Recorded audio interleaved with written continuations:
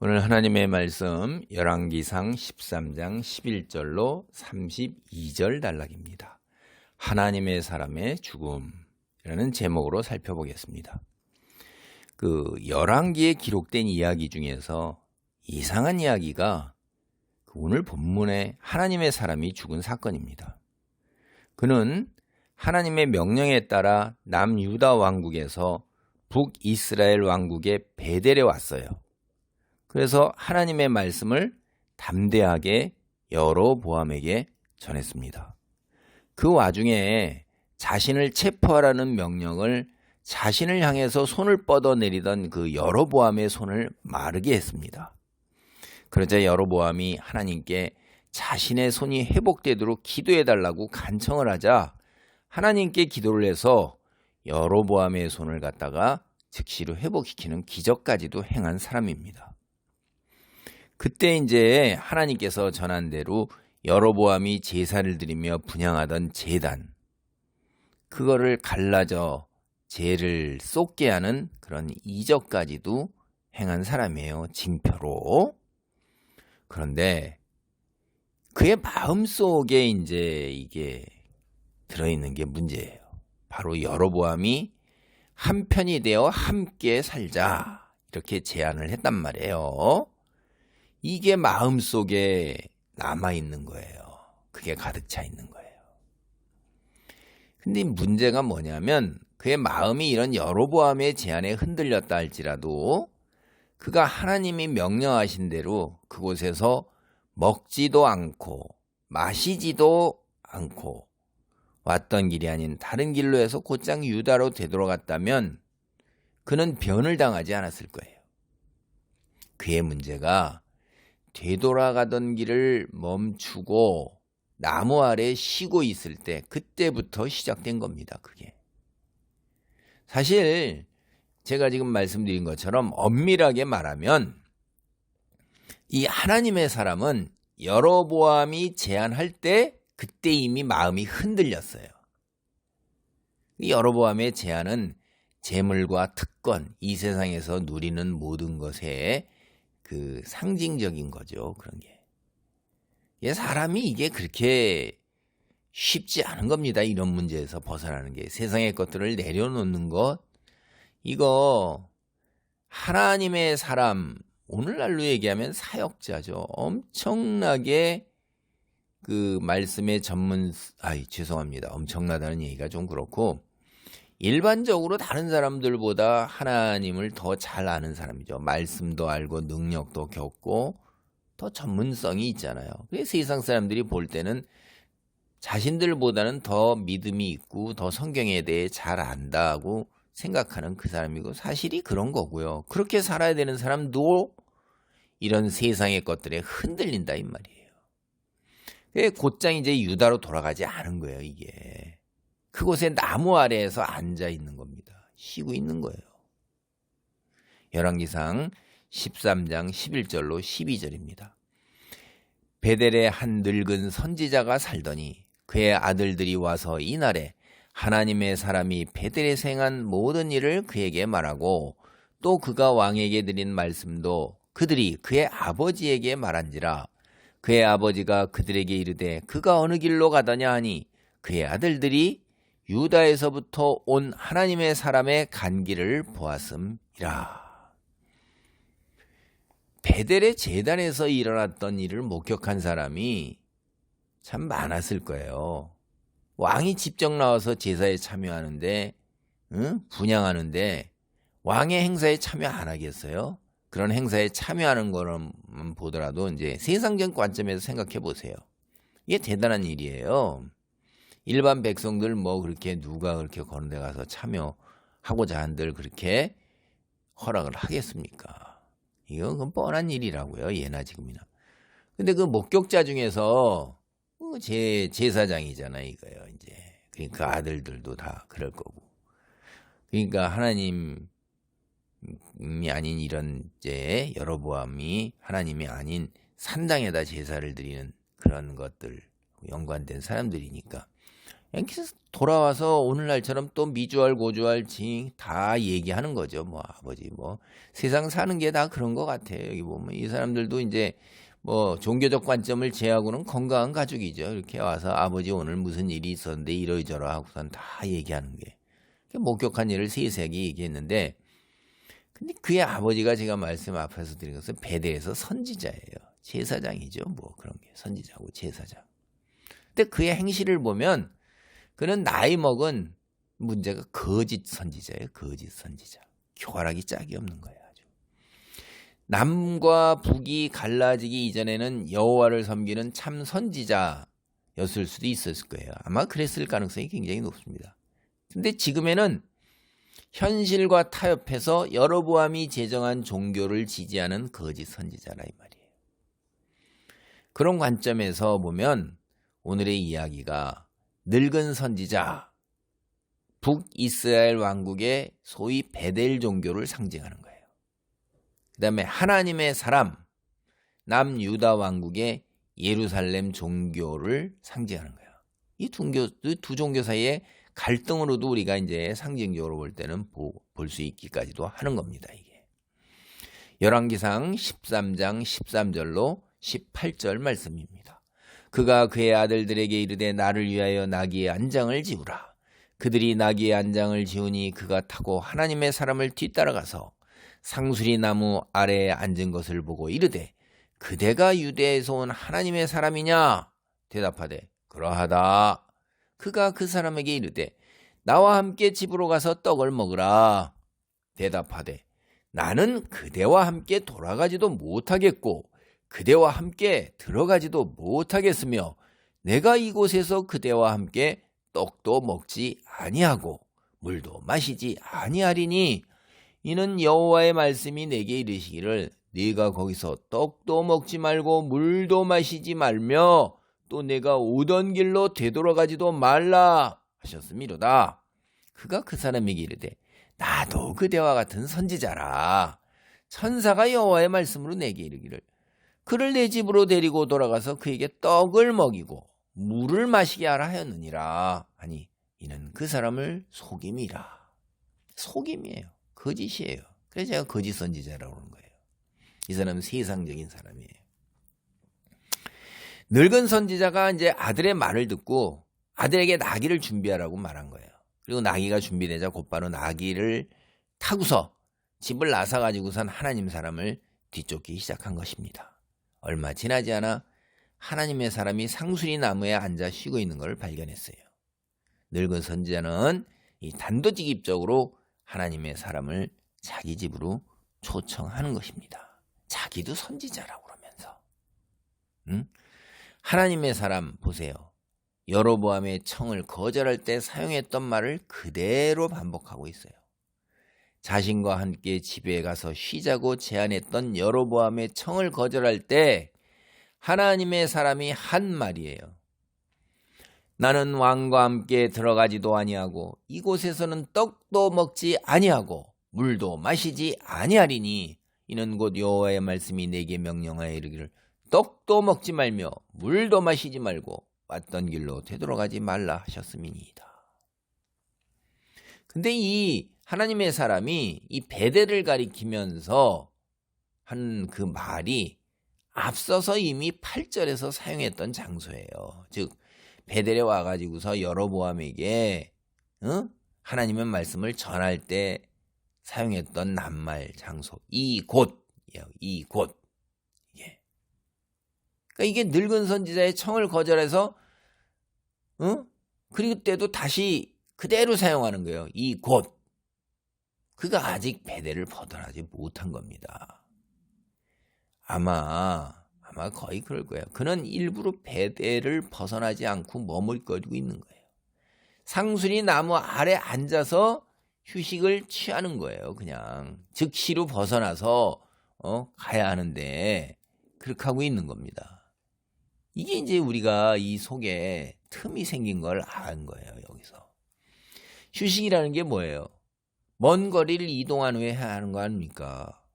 근데 길을 되돌아가려 발걸음을 옮기는 시점에서 그가 그 자리에 앉아서 그것을 벗어나지 아니하고 말씀 선포한 것을 벗어나지 아니하고 앉아서 휴식을 취하고 있는 거예요. 이 교활한 늙은 거짓 선지자, 베테랑이죠. 이제 선지자 노릇을 했던 나이들은 베테랑이란 말이에요. 교활하죠. 아주 자신도 선지자라고 밝히면서 속임이라 거짓말을 한 거예요. 하나님께서 천사를 보내요. 하나님의 사람을 대접해서 보내라고 그렇게 명령했다고 입에 참 침도 안 바로 거짓말을 하고 있는 거예요. 이 베델 종교를 대표하는 선지자란 말이에요. 나이든 거짓말 하는 거예요. 북이스라엘 왕국의 종교가 뭐라는 거죠? 거짓과 위선으로 가득 차 있다는 거예요. 그의 거짓말은 남유다 왕국에서 온 하나님의 사람에게 하나님이 명령하신 것을 완전히 똑같이 반복하고 있어요. 즉 보면 떡도 먹지 말고 물도 마시지 말며 또 내가 오던 길로 되돌아가지도 말라. 요걸 그대로 반복하는 거예요. 그러니까 먼저 되돌아가다 돌아가다 하는 말 가지고 뭐냐면 내 집으로 데리고 돌아가서 그에게 떡을 먹이고 물로 마시게 하라 하였느니라. 요렇게 천사가 전했다고 하는 거예요. 하나님의 사람에게 거짓말을 하는데 요 패턴을 보세요. 사탄이 요런 거예요. 거의 유사하게 가져다가 살짝 1, 2% 비껴가지고 방향을 비끌고 말도 거의 그대로 갖다 쓴단 말이에요. 그러니까 분별이 이게 쉽지가 않은 거예요. 여러분, 지금까지 일어난 일을 현실에서 우리가 아는 상식으로 대처하면 어떻게 해야 하는지 한번 생각해 보세요. 여러분이 하나님의 사람이란 말이에요. 그럼 우리가 통상적으로 어떻게 하냔 말이에요. 이렇게. 자, 늙은 사람이 자신도 선지자라고 주장하면서 왔어요. 그럼 뭐 해야 돼요? 과연 이 사람이 진짜 선지자인가? 그것부터 분별해야 되잖아요. 그리고 그 다음에는 그 사람의 말, 그가 주장하는 대로 그가 전하는 말이 하나님 말씀인가 이거 분별해야 되잖아요.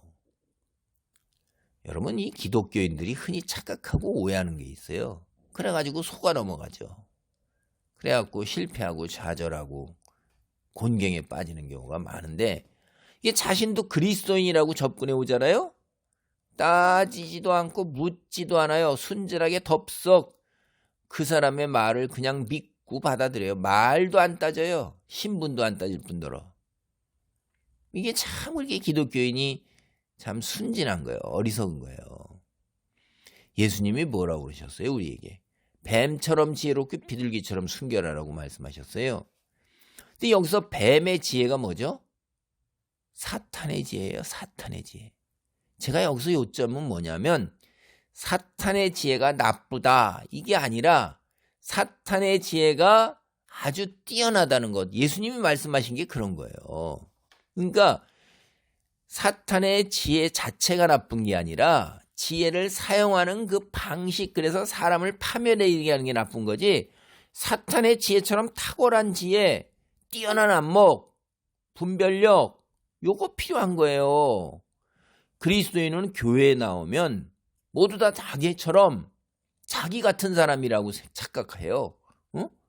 모두 다 그리스도인, 교회에 나오고 그리스도인이라고만 하면 다 자신처럼 순수하고 순진하고 천진하고 그리고 믿음 있는 사람이라고 형제자매라고 그냥 모두 오해해요. 근데요, 교회에 모인 사람들은요, 죄인들만 모인 거예요. 더 악한 죄인만 모였어요. 어떤 목사님이 그렇게 말씀하셔요. 더 큰 죄인들이 모인 게 교회라 이거예요. 죄가 더 많으니까 은혜가 더 크다. 한편에서는 그렇죠. 교회 안에 세상의 어두운 모습이 그대로 다 존재합니다. 우리가 악하기 때문에 무조건 다른 사람을 믿어서 안 돼요. 어떤 사람들은 교회에요, 다단계 판매하기 위해서 자기 유익을 위해서 정치적 목적을 가지고 뭐 우리가 속을 어떻게 알아요? 다 교회에 나와서 앉아서 있는 거예요. 그래서 먼저 그 사람이 참으로 성도냐 진실된 믿음을 가진 사람이냐 분별해야 돼요.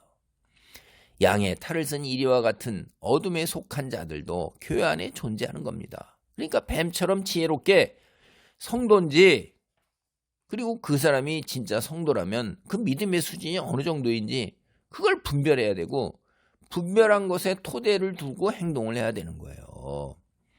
유다에서 온 하나님의 사람, 먼저 선지자의 정체를 확인해야 했던 겁니다. 베델에 과연 선지자가 있을 수 있을까요? 응? 하나님을 믿지 않고 금송아지를 숭배하는 북이스라엘의 종교 상황을 생각해 보세요.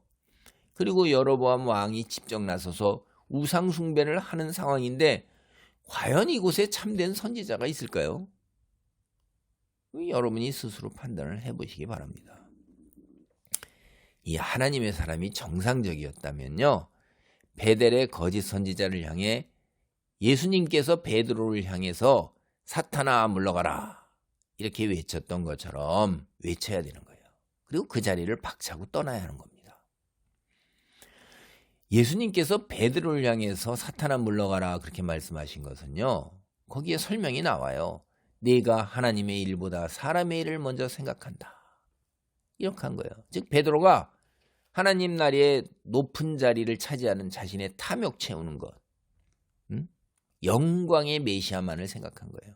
하나님께 순종하는 것, 고난의 길을 걷는, 십자가의 길을 걷는 것, 그거 생각 안 한 거예요. 여기서도 하나님의 사람 보면요, 우리가 앞에 구약성경 여기 앞에 나오는 거 보면 출애굽 당시에 이스라엘 민족 그 이야기 나옵니다. 발람이라는 선지자가 나와요. 재물에 이제 발람이 마음에 흔들렸어요. 그래갖고 자기와 함께 한다면 재물과 특권을 주겠다는 여로보암의 제안과 마찬가지인 거예요. 그거를 갖다가 이 하나님의 사람은 마음에 품고 있었다 이 말이에요. 그래서 이곳을 안 떠난 거예요. 즉 베델을 떠나지 않고 상수리 나무 밑에 앉아서 뭉개고 있는 겁니다. 이게 또다시 하나님의 사람이 정상이었다면 베델의 거짓 선지자가 하나님 말씀이라며 자신에게 전한 것, 이거 사실인지 하나님께 기도로 여쭈어 봐야 되는 거예요. 그 사이에 혹시 하나님의 나도 모르는 사이, 자기도 모르는 사이 하나님 뜻에 변화가 있었는지 그걸 자기가 직접 확인해야 되는 거예요. 하나님께서 베델의 거짓 선지자에게 말씀하시고 정작 자기가 지금 하나님 말씀을 전하는 당사자가 된 자기에게 말씀하시지 않았을 가능성이 얼마나 될 거라고 생각하세요? 하나님이 그런 방식으로 일하시는 분인가요? 사람도 그런 방식으로 일하지 않잖아요. 아니 세워놓고 그 사람을 무시하고 또 다른 사람을 세워요? 하나님께서 당사자의 의지와 상관없이 당사자를 무시하고 배제해서 쉽게 다른 사람을 선택해서 일을 이루어 가시는 분이세요? 하나님이 그렇게 신이 없고 정말 형편없는 분이야? 라고 생각하는 게 이게 말이 되냐야. 한번 생각해 보세요. 열왕기상 13장 19절로 23절입니다. 이에 그 사람이 그와 함께 돌아가서 그의 집에서 떡을 먹으며 물을 마시니라. 그들이 상 앞에 앉아 있을 때 여호와의 말씀이 그 사람을 데려온 선지자에게 임하니 그가 유다에서부터 온 하나님의 사람을 향하여 외쳐 이르되 여호와의 말씀에 내가 여호와의 말씀을 어기며 내 하나님 여호와께서 내게 내리신 명령을 지키지 아니하고 돌아와서 여호와가 너더러 떡도 먹지 말고 물도 마시지 말라 하신 곳에서 떡을 먹고 물을 마셨으니 네 시체가 내 조상들의 묘실에 들어가지 못하리라 하셨느니라. 아니라. 그리고 자기가 데리고 온 선지자가 떡을 먹고 물을 마신 후에 그를 위하여 나귀의 안장을 지우니라. 하나님의 사람은 베델 선지자가 정말로 선지자인지 따져보지도 않고 묻지도 않았어요. 동시에 그의 말이 정말 하나님께로부터 온 것인지 하나님께 여쭤보지도 않았어요. 그냥 태연하게 그를 따라가 그의 집에서 먹고 마신 거예요. 제가 여기 보세요. 이제 한번 다시 생각해 보세요, 여러분.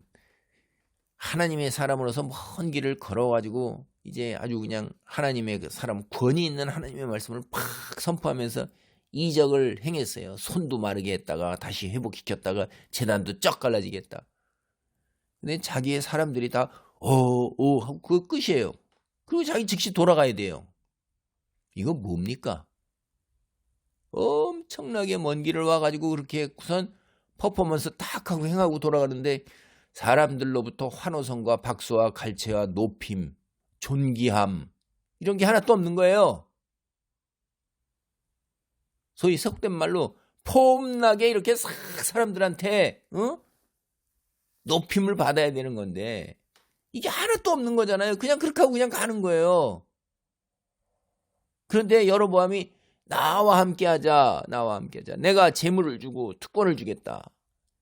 다 그렇게 했는데 이거 좀 그러면 사람을 보내서 다시 또 뭐 높이거나 뭐 좀 이렇게 뭐 약간 뭐 하고 이건 뭐야? 이거 와가지고선 그냥 여태껏 선지자 참 아무것도 없는 거예요, 진짜.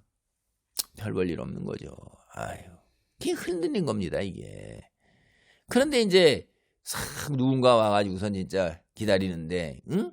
나 이렇게 했단 말이야, 했죠. 그래, 이거라도 그냥 이런 거죠. 어떤 말을 해도 마음이 흔들릴 준비가 이미 벌써 틈이 벌어져 있는 겁니다. 따를 태세가 되어 있는 거예요.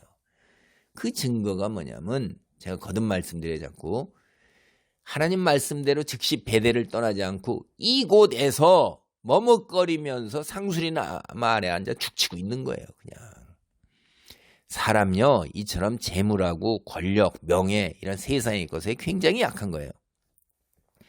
오죽하면 사람의 관점에서 보면 하나님과 만몬을 동일시한단 말이에요. 하나님이냐 만몬이냐는 선택에서 결단을 내려야 한단 말이에요. 성경이 그렇게 얘기하잖아요. 그것까지 생각해보면 사람이 만몬, 재물, 세상의 것들을 하나님과 같이 생각하는 거예요. 피조물을. 이제 황당한 일이 벌어나죠. 하나님의 사람이 거짓 선지자와 함께 식사를 하는 도중에 하나님의 말씀이 거짓 선지자에게 임한 것입니다. 거짓 선지자 혹은 이방 종교 선지자라 해도요. 때로 하나님께서 도구로 사용하셔요. 그게 조금도 이상할 게 없어요.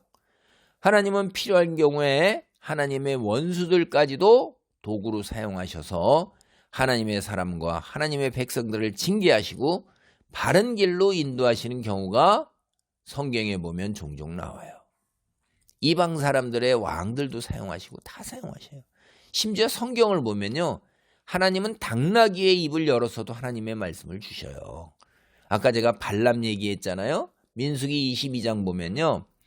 출애굽 당시 이스라엘 백성에게 이제 두려움을 느낀 모압 왕 발락이 발람에게 예물을 줘서 이스라엘 백성을 저주하도록 요청하는 거예요. 발람은 당시에 이제 그런 뛰어난 선지자로 알려져 있기 때문에 하나님의 선지자가 아니에요.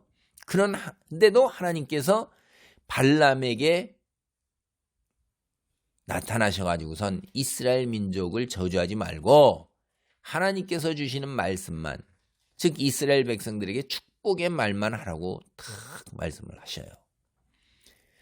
이건 어쨌든 아침에 이제 발람이 나귀의 안장을 지우고 떠날 때 하나님의 사자가 칼을 들고 선 것을 나귀가 눈을 열어서 봤단 말이에요. 나가면 죽으니까 안 나가려고 발버둥을 치고 막 그러는데 발람이 분노해가지고 막 때리는 거예요. 그럴 때 하나님께서 나귀의 입을 열어요. 이거 굉장히 발람이 황당했을 거예요. 나귀에 타고 있는데 나귀가 입을 열어갖고 말을 해요. 얼마나 황당하고 놀랐겠어요. 그래서 발람에게 나귀가 항의합니다. 내가 언제 너한테 평생 너 태고 다니면서 거역한 적이 있느냐. 야, 참. 하나님께서 이렇게 나귀의 입까지도 여시는 분인데 뭐 거짓 선지자에 임하셔서 얘기 안 하시겠어요. 하나님이 이런 분이세요. 거짓 선지자의 입을 열어 하나님의 말씀을 전하지 못할 이유가 하나도 없는 겁니다. 거짓 선지자가 선포한 하나님의 말씀, 유다에서 온 하나님의 사람이 하나님 말씀을 어겼으니 죽어서 조상의 무덤에 묻히지 못할 거라, 그런 내용이에요. 이거 한마디로 하면요, 객사한다는 거예요. 그래서 너 제대로 장례 치르지 못하게 된다, 넌. 이게 굉장히 수치스러운 일입니다. 당대 사회에서. 우리 조선시대에도 이런 생각이 있었고, 제가 자랄 때도 객사하는 거, 집에서 돌아가시는 임종하는 거를 굉장히 이제 좋게 생각하고, 객사한 거를 이렇게 조금 복이 없다 이렇게 생각한 거예요. 수치까지는 아니지만은. 근데 당대 이스라엘에서 이게 대단히 수치스러운 거예요. 선지자임에도 불구하고 하나님 말씀에 순종하지 않고 흔들렸기 때문에 수치스러운 죽음을 맞이하게 됐어요. 왜 죽었어요? 떡을 먹고 물을 마셨기 때문에 죽은 거예요. 이게 무슨 얘기냐 하면 여러분, 생명을 위해 필요한 것, 세상의 것들, 육체의 욕망을 채우는 것, 이게 상징이에요. 세상의 것들을 다 상징하는 거예요. 뭐 대표적인 게 재물이죠, 뭐 우리한테. 백성들보다도 훨씬 지혜로운 선지자잖아요. 하나님 말씀 믿고 모범을 보여야 되는데 세상 사람들처럼 똑같이 재물 탐내다가 마침내 생명을 잃고 마는 거예요. 그러면 백성들보다도 더 훨씬 어리석은 자예요. 백성들은 여기까지는 안 나가요. 자기 생명 살릴 목숨 구하려고. 예수님께서 뭐라고 하셨어요? 자기 목숨을 위하는 자는 목숨을 잃을 것이요 복음을 위하여 목숨을 버리는 자는 목숨을 얻을 것이다. 이렇게 했잖아요. 재물을 탐내서 자기 세상에서 목숨을 위해서 막고 먹고 마시고 자기 귀한 것 축적하려고 목숨을 위해서 그러다가 죽는 거예요. 이게 전형적인 사례예요. 이게. 하나님의 사람은 큰 충격에 빠진 거예요. 아니 밥 먹는 도중에 갑자기 자기를 데리고 온 사람이 벌떡 일어나가지고서 떡도 먹지 말고 물도 마시자 하려만 하나님의 명령을 어겨서 너는 죽을 것이다. 아니, 같이 먹는 중에 이렇게 하니 이게 얼마나 황당해요. 기가 막히잖아요. 어처구니 없는 거죠. 이게 몽둥이로 막 급작스럽게 뒤통수를 얻어맞는 게 띵 했을 겁니다. 이게.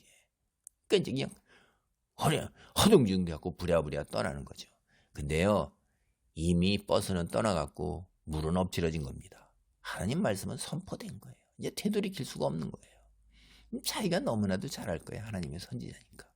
그래서 열왕기상 13장 24절로 28절 보겠습니다.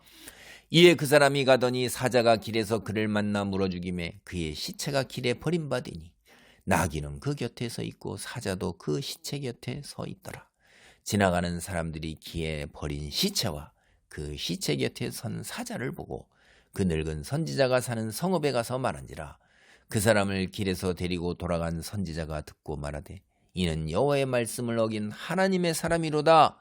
여호와께서 그에게 하신 말씀과 같이 여호와께서 그를 사자에게 넘기심에 사자가 그를 찢어 죽였도다 하고 이에 그의 아들들에게 말하 이르되 나를 위하여 나귀 한 장을 지우라. 그들이 한 장을 지우매 그가 가서 본즉 그의 시체가 길에 버린 바 되었고 나귀와 사자는 그 시체 곁에 서 있는데 사자가 시체를 먹지도 아니하였고 나귀를 찢지도 아니하였더라. 제가 이제 여기서 말씀에 조금 더 깊이 들어가게 되면 사실 이 나귀, 사자 이런 것들이 상징하는 바가 있어요. 그 히브리어 원어 발음으로 봐서 이렇게 하면 이게 하몰이거든요. 나귀. 그런 얘기는 제하고 또 넘어가겠습니다.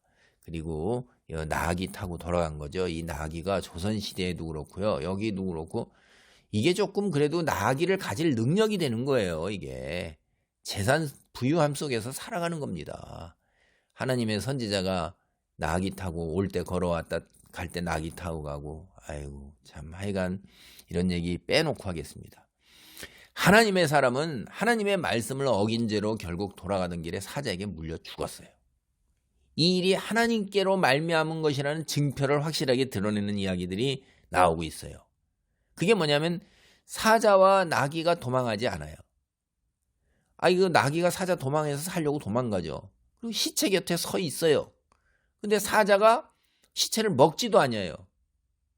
그리고 옆에 있는 나귀도 찢어 죽이지도 않아요. 사람만 찢어 죽였어요. 그리고 가만히 있어요. 이게 일상적으로 흔히 일어나는 일이 아니에요. 볼 수 없는 드문 일입니다. 그래서 지나가는 사람들이 자기가 본 일을 거짓 선지자가 사는 성읍에 가가지고서는 주절주절 되는 거예요. 이런 일이 다 있더라. 이게 참 신기하지 않냐. 그런 얘기를 하는 거예요. 거짓 선지자가 하나님의 사람을 갖다 속여가지고 자기가 죽음으로 몰아넣고도 그 사람을 가리켜서 여호와의 말씀을 어긴 자 이렇게 하는 게 이게 뭐예요 이게. 굉장히 역설적이잖아요. 세상 그래요 여러분. 여러분이 교회나 뭐 주변에서 어떤 사람이 여러분을 속이면 그 속인 사람이 여러분한테 뭐 어쩌고 저쩌고 할 때 뭐 그럴 것 같아요. 이런 꼴이 똑같이 벌어지는 겁니다. 한편인 것처럼 다가와서 거짓 유혹으로 파멸시켜 놓고는 빈정대는 듯한 표현. 그렇게 되는 거예요. 그게 기가 막힌 거예요. 내가 속어가 넘어가서 내가 그런 건 내 마음속에도 그런 게 있었기 때문에 그런 거지. 뭐 이렇게 세상도 다 그런단 말이에요. 제가 보면은 세상 살다 보면 이런 일이 그러니까 다반사로 일어나는, 저는 경험을 많이 봤어요. 그런 걸 듣기도 하고. 그래서 뱀과 같은 지혜를 갖고 비둘기처럼 순결한 삶을 살아야 되는 거예요, 여러분. 그냥 순진하게, 순진하게 어리석게 그냥 분별하지 없이 이렇게 하면 큰일 납니다. 하나님 말씀에 대한 분별력을 가져야 돼요. 하나님 말씀에 순종하지 않으면 결과는 죽음뿐이다. 이거 다시 한번 가슴에 새겨야 됩니다. 열왕기상 13장 29절로 32절 단락인데 여기서 오늘 32절 단락만을 보겠습니다. 그가 여호와의 말씀으로 베델에 있는 제단을 향하고 또 사마리아 성읍들에 있는 모든 산당을 향하여 외쳐 말한 것이 반드시 이룰 것임이니라. 하나님의 사람 거짓 유혹으로 죽음으로 몰아넣고 또 이건 진실을 얘기하고 있잖아요. 이렇게 참 가증스러운 거예요. 이게 그가 하나님의 사람에게 일어난 죽음으로 하나님의 사람이 참으로 하나님께서 보내신 증거를 얻었어요. 그 거짓 선지자는. 또 그리고 그가 예언한 모든 것이 반드시 이루어질 거라고 확신을 한 겁니다. 참으로 역설적이지만 하나님 사람의 죽음이 하나님 사람에 의해 베델에 선포된 하나님의 말씀, 즉 요시아가 베델에 와서 모두 부수고 파괴할 것이라는 그 예언이 꼭 성취될 거라는 증표가 된 거예요. 지금까지 살펴본 이야기에서 우리 몇 가지 교훈을 다시 정리해 보겠습니다. 첫째, 하나님의 말씀은 결코 바뀌지 않습니다. 이것을 강조하기에 열왕기상 13장에서만 여호와의 말씀으로 라는 말을 정확하게 7번이나 사용하고 있는 거예요. 베델의 거짓 선지자도 하나님의 사람의 죽음을 슬퍼하면서 그의 죽음을 베델에 선포된 여호와의 말씀이 그대로 이루어질 것이라는 증표로 삼았던 것입니다. 둘째, 여로보암이 유다에서 온 선지자들을 매수해서 다가오는 화를 모면해 보려 했다면 그것은 큰 오산입니다. 그 거짓 선지자가 하나님께서 다른 말을 하셨다고 하면서 하나님의 사람의 마음을 돌이키려 한 일에서 드러나듯이 다른 선지자가 나타나서 다른 말을 선포한다 해도 하나님의 말씀은 선포된 대로 진행될 것이고 결코 바뀌지 않습니다. 선지자라 할지라도 하나님의 선포된 말씀을 바꿀 수는 없는 것입니다. 선지자는 하나님의 도구에 지나지 않기 때문에 그런 거예요. 주인이 아니에요. 종이에요. 종이 어떻게 주인의 뜻을 갖다가 거스르거나 바꿀 수가 있어요. 우리가 오늘날 간혹 주변에서 소위 새로운 계시 혹은 새로운 진리 뭐 이런 걸 제시하는 사람들을 봐요. 그거 모두 새빨간 거짓말입니다. 여러분, 우리가 구원을 얻는 데 필요한 말씀요, 그 계시는 이미 성경에 모두 기록되어 있어요. 신구약 성경 66권으로 구원을 얻기에 족하고 충분한 거예요. 또 다른 어떤 말씀이 필요하지 않아요. 그 뒤에 각각 다 어떤 예수님 이후에 또 다른 선지자, 또 다른 메시아가 필요하지 않아요. 그들이 와가지고 각각 다 한 거를 이런 경전을 가지고 제시하면서 새로운 창시를 하고 기독교 말고 그렇게 하고 있는 사람들이 얼마나 많습니까?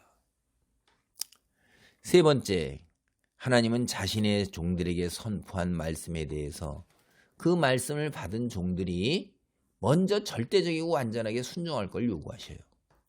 만약 하나님께서 원래 계획을 수정하신다면 다른 사람보다도 먼저 처음에 그 계획을 받은 종에게 확실하게 알려주셔요. 유다에서 온 하나님의 사람, 하나님의 확고한 말씀을 받았고 수정된 말씀이 그에게 제시되지도 않았어요. 그런데 베델 선지자, 거짓 선지자, 교활한 선지자의 말을 믿고 따라가서 변을 당한 겁니다. 하나님께서 확실한 말씀을 주셨다면 하나님께서 다른 말씀을 주시기 전까지는 어떤 유혹이 와도 그 말씀을 붙잡아야 돼요. 그 말씀에 순종해야 돼요. 그게 우리가 살 길이에요. 그리고 그건 우리에게 주어진 의무인 것입니다. 어떤 것이 하나님 말씀이고 어떤 것이 유사품인지 분별할 수 있는 능력이 이거 반드시 있어야 돼요. 거짓으로 다가와도 분별하지도 않고 그냥 덥석덥석 손잡고 받아들인다. 이건 오늘 하나님의 사람처럼 죽음으로 끝나요. 파멸로 끝나는 것입니다. 오늘 말씀을 정리합니다. 하나님의 사람이 여로보암의 제안에 마음이 흔들렸기에 하나님 말씀에 전적으로 순종하지 못하고 조그마한 빈틈을 보였습니다. 이 작은 틈으로 어둠의 세력이 비집고 들어온 거예요. 이게 아담 시절부터 사탄의 전략이에요. 사탄은 거짓이 본질이에요. 본성이에요. 인간의 연약함 때문에 이런 거짓 유혹에 넘어가 실패하는 일이 지금까지도 반복되고 있어요. 하나님의 사람이 거짓 선지자의 유혹에 넘어간 거, 이거는 자신이 듣기를 원하는 메시지를 거짓 선지자가 주었기 때문에요. 인간요, 진리를 받아들여요? 그러지 않아요. 탐욕에서 비롯된 자기가 듣기 원하는 메시지, 그거를 추종하고 들어요. 결과는 죽음입니다. 내 주변에서 양의 탈을 쓰고 다가오는 이리 같은 무리들이 없는지, 사자처럼 울부짖으면서 내 영혼을 사냥하려 덤벼드는 무리들이 없는지 뱀처럼 지혜롭게 분별해야 돼요. 그리고 그들에 대해 반드시 하나님께 기도로 여쭤보세요. 참된 믿음의 사람이 되기를 바랍니다. 아멘. 기도합니다. 할렐루야. 하나님 감사합니다. 내 속에 있는 무욕이, 세상의 것들에 대한 욕심이 하나님 어둠의 세력이 틈을 비집고 들어와 아버지 나를 파멸로 몰고 가는 계기가 되는 것을 깨닫습니다. 아버지 늘 하나님 말씀에 비추어 나 자신을 되살펴보고 하나님 말씀에 순종하는 것을 우선으로 하여 세상의 것들에 대한 욕심이 아버지 나를 실패와 좌절과 멸망으로 몰아가지 아니하도록 지켜 주옵소서. 주님의 장중 안에 머물 수 있도록 주님의 능력으로 말씀으로 일깨우시고 붙들어 주시옵소서. 예수님의 이름으로 기도하옵나이다. 아멘.